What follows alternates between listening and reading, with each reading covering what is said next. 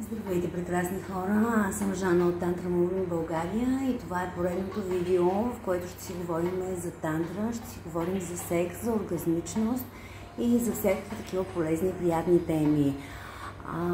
Последния един месец беше доста интензивен при нас. Имаше няколко големи workshop-а, имаше преподаватели от чужбина, които бяха дошли и показваха и споделяха неща, които тук в България няма кой принципно да ги покаже или сподели. Съответно, се събрахме страшно много хора, имаше много жени, много мъже, много двойки и много често чувах една и съща фраза от всички тези хора. Че жените казваха: на мен никога през живота не ми се е случвало да имам скурт оргазъм или акулаторен оргазъм или оргазъм от G-точката, де-факто, което означава едно и също нещо. Много от мъжете също споделяха, че такъв оргазъм са виждали само на порното и в реалния живот не им се е случвало да доведат партньорката си до такива състояния. И именно смисъл става въпрос за хора, които са 40-50 годишни, не става въпрос за някакви 20 няколко годишни младежи, които тепърва започват да трупат сексуален опит. Говорим ли за хора, които са в зряла възраст, жени, които са раждали, имат големи деца, имат семейства, мъже, които са имали доста партньорки през живота си и въпреки това и на двата пола споделяха, че не им се е случвало, че нямат опит с такива оргазми на жените, акулаторни оргазми, или както принципно най-масово се казва, да пръска жената, да има сквърт или да пръска. И именно поради тази причина реших да снимам сега това видео, въпреки че вече имам едно видео, което е на същата тема за G-точката или по-точно за G-зоната, защото то не е само една точка, а е цяла зона, за начините, по които се стимулира тази зона, за всички други екстазни точки, които са в иони или в женската вагина. Но това първо видео, за което сега говоря, то по-скоро е фокусирано върху анатомията, къде се намират точките, как да се стимулират. А сега по-скоро искам да обърна внимание на начините, по които жените сами се блокираме и си пречиме, за да изпитаме подобен тип оргазми. Значи блокажите, които ние си създаваме, които имаме, са основно два типа. Могат да бъдат психологически или физически. Психологическите оргазми, психологическите блокажи, извинявайте, иска да кажа, много зависят от нещата, които се случват в главата ни.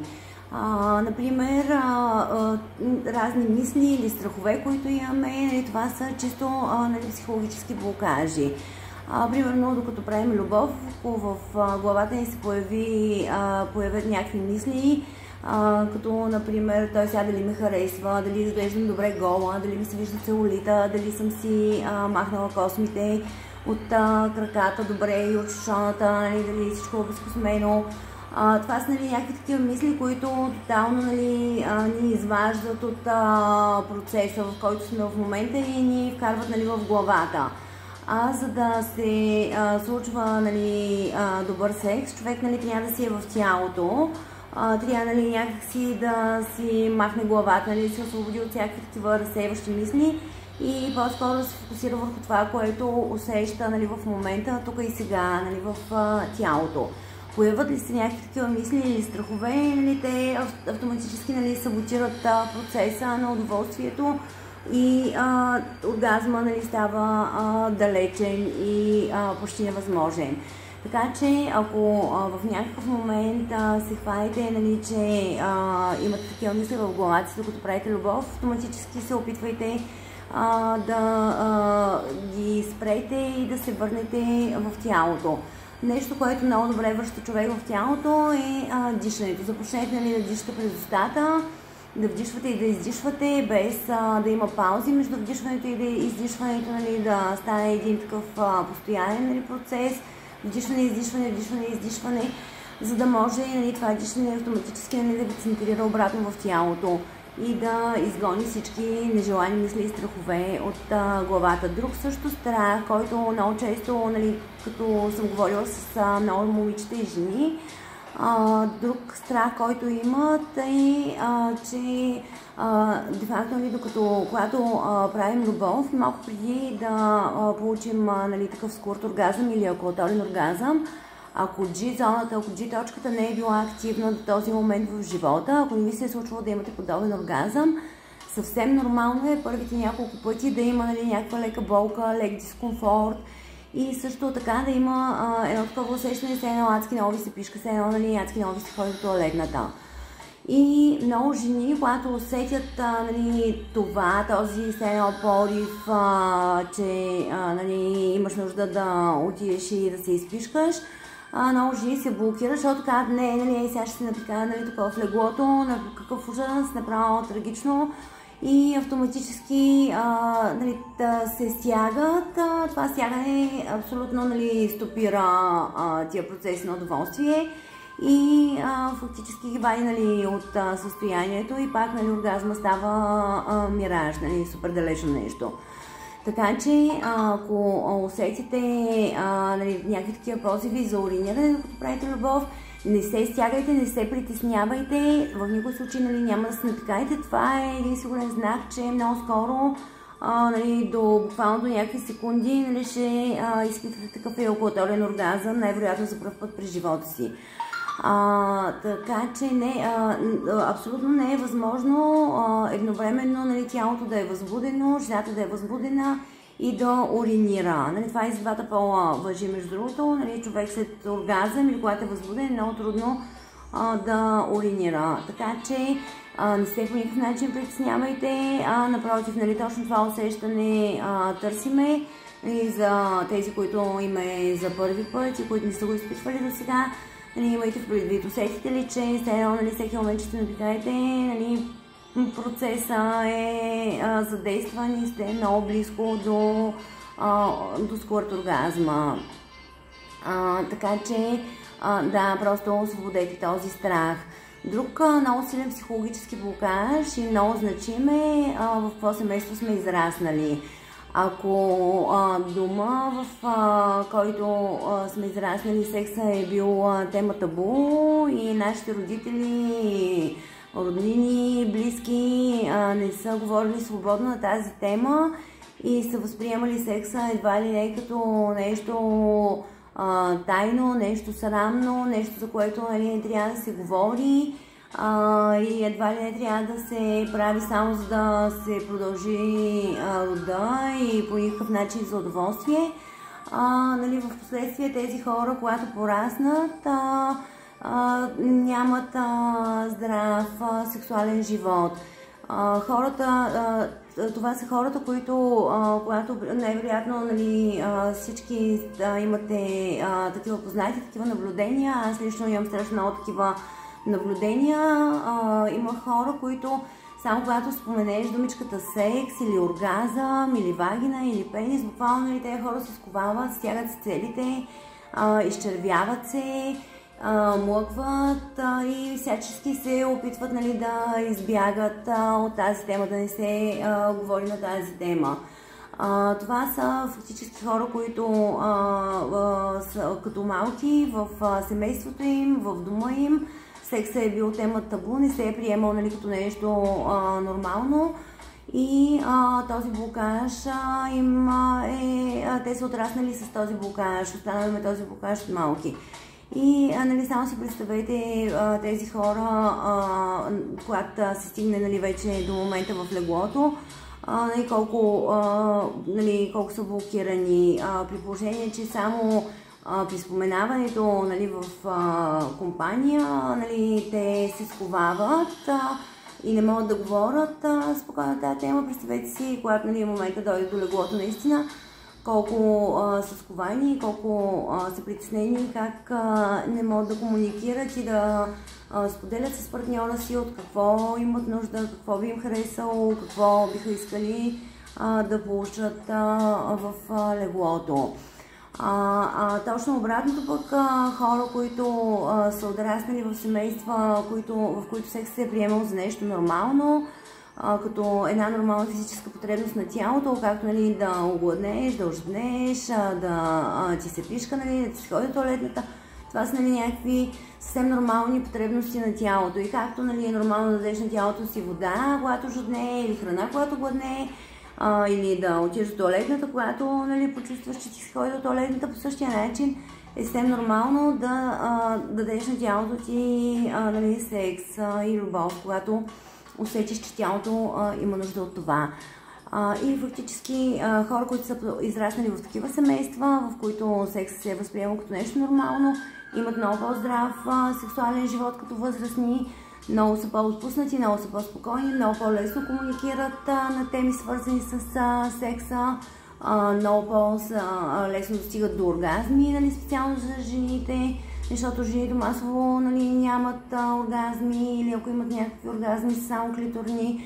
Нали, говорили сме тази тема, клиторния оргазъм се носи в детската градина и е несравним нали, с дълбоките оргазми, които нали, наистина са женски, а не детски, нали, за разлика от клиторния. Така че да, хората, които са израснали в семейство, в което секс се е приемал като нещо нормално, съответно нали, като възрастни, имат много по-здрав сексуален живот и нямат нали, такива блокажи и такива пречки в главата. Общо ето това са нещата, които исках да кажа относно психическите блокажи. Сега ще кажа няколко думи за физическите блокажи. Физическите блокажи фактически представляват застинала енергия, когато нали, обикновено някаква негативна, неприятна енергия. Било то стрес, или страх, или болка, или тъга.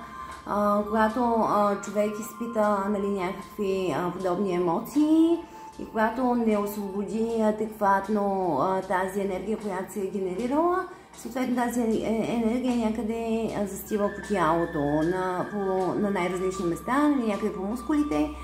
И когато се натрупат много подобни енергии, нали, примерно днес си се стресирал, защото нали, една кола е набила спирачки до тебе и цялото тяло нали, се е стегнало, нали, спаднал си нали, в такова стегнато състояние. Нали, после малко си се отпуснал, но ако не си освободил нали, този стрес чрез някакви дихателни практики, йога, нали, някакви вариантите нали, са страшно много, за всеки нали, действа нещо различно. Ако човек не освобождава адекватно нали, тези стресови задържани негативни енергии, те се натрупват в тялото. И днес нали, си задържал малко, утре се случва нещо друго. Примерно някой те нервира на среща и ти се маймунчи и се държи нали, мално срещу тебе, обаче ти, защото си много възпитан и защото нали, не е възпитано да се вика и защото кой знае какво ще си помислят нали, хората срещу тебе или защото нали, срещу тебе пък е шефа ти и не смееш нали, примерно да се развикаш и да кажеш нали, своята истина. Нали, вместо да се държиш адекватно срещу този, който нали, ти дига нервичките на среща ти, стоиш и мирно и кротичко нали, му се усмихваш и се опитваш нали, да излезеш от тази ситуация, а пък в същото време отвътре нали, ти ври, ти кипи, ти идва нали, да се развикаш или да се разплачеш или да го изгониш или каквото и да е било друго, но ти нали, поради някаква причина задържиш естествената емоция, нали, истинската емоция, която нали, ти е генерирана вътре в тебе и навън пуснеш нали, някакви маски, някакъв фалшив образ и нали, се опиташ да някакси омекотиш ситуацията. Тези също генерирани енергии, които те факто са вече създадени и са вътре във вас и не са освободени нали, адекватно, не си се развикал, не си го изгонил, не си му нали, теглил примерно майите или не си се разплакал, ако ти се е плачело, нали, това нещо някъде застива по тялото. И натрупва се и в един момент енергията на жизнената сила, нали, енергията на екстаза, кундалини, както искате я наречете, не може да се движи вече така спокойно из тялото, безпрепятствено, нали, има едни места, които са затлачени с енергийни блокажи и нали, съответно човек спира да може да усеща, да може да чувства нали, с цялото си тяло удоволствието. Защото фактически екстазната енергия, сексуалната енергия, нали, тя се генерира в гениталната зона. И от гениталната зона, когато нали, човек примерно изпитва удоволствие, когато има оргазми, нали, тази енергия нали, се изпълва цялото тяло, нали, движи се, нали, идеалният случай е да се движи свободно през цялото тяло.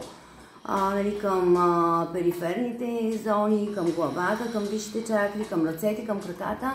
Обаче, ако има блокажи из тялото, съответно тази енергия остава заключена само в гениталната зона, затворена.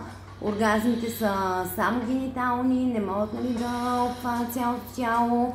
Съответно са и доста по-кратки нали, в сравнение с екстаза и удоволствието, което човек изпитва, нали, когато го изпитва с цялото тяло. И нали, са крайно незадоволителни, нали, въобще не са сравними с гениталните оргазми, които се усещат само с гениталната зона, нали, не са сравними с оргазмите, които нали, се усещат с цялото тяло.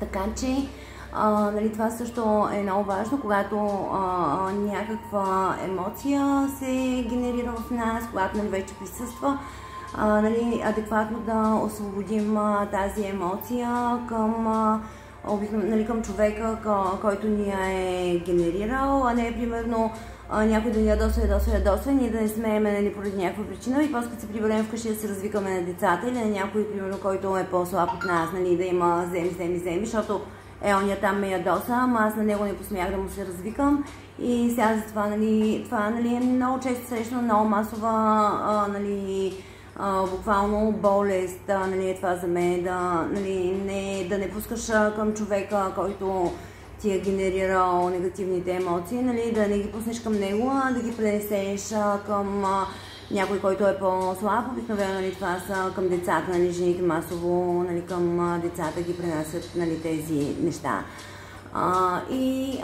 Фактически, когато нали, тези енергии неосвободени блокират някъде по тялото нали, става непроходимо.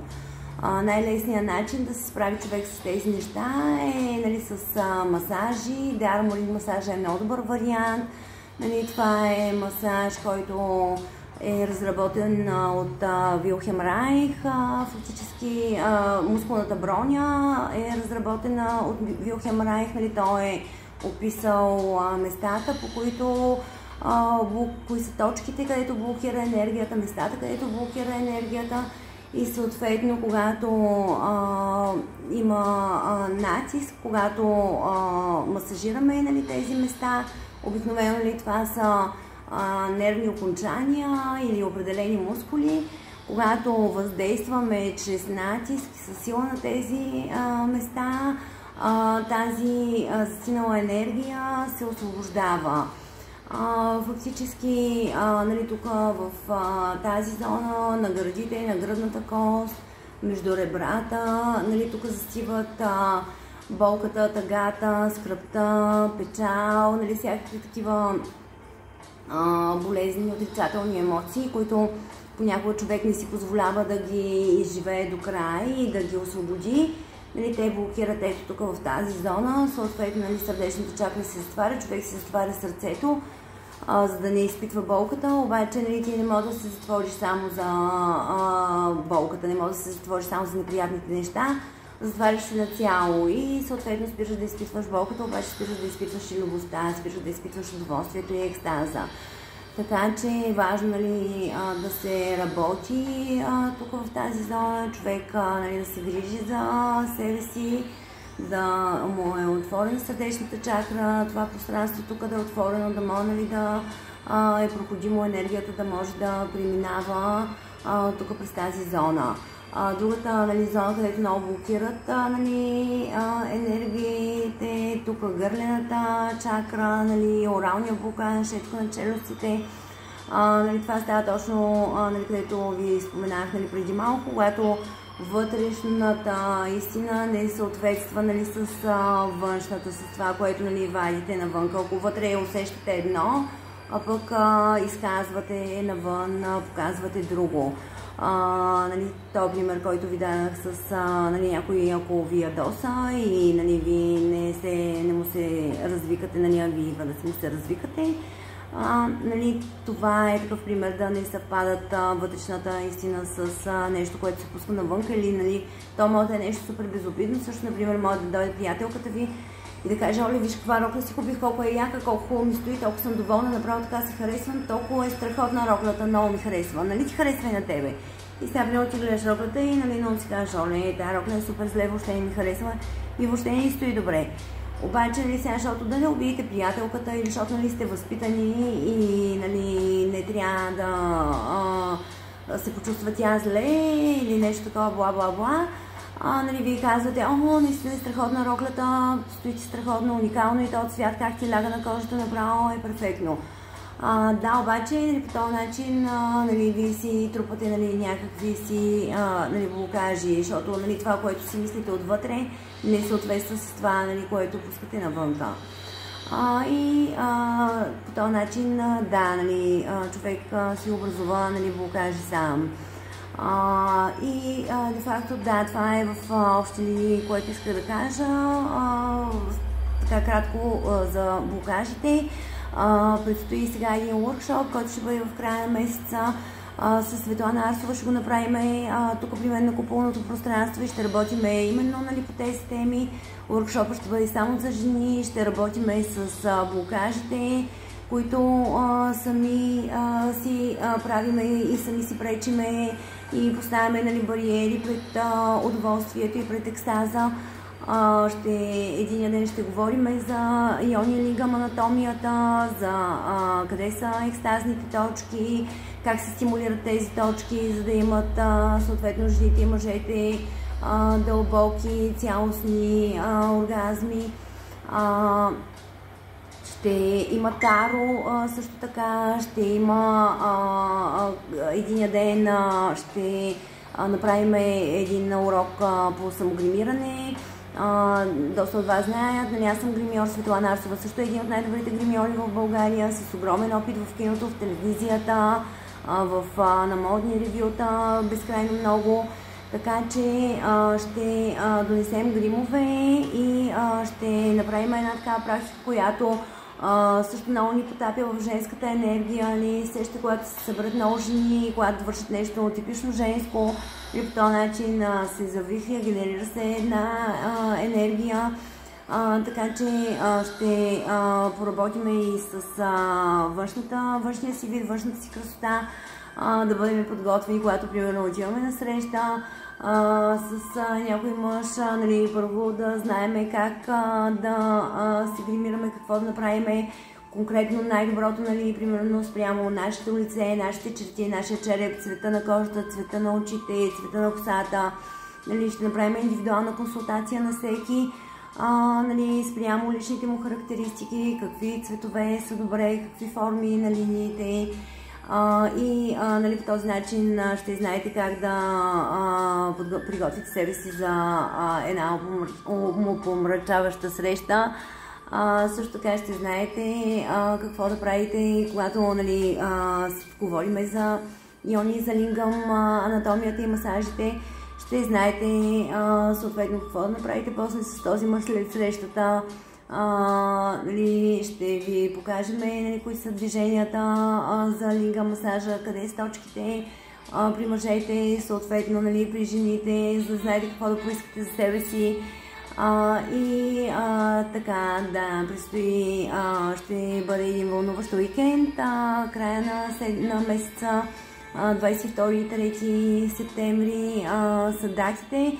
Много скоро ще пусна събитие и който усеща, че това е неговото нещо, че има интерес, заповядайте на куполите. За септември, края на септември все още е топличко и е много приятно в гората, в планината, така че ще се радвам да се видим с доста от вас. Това беше за сега от мен. Пожелавам ви лек ден и до скоро виждане!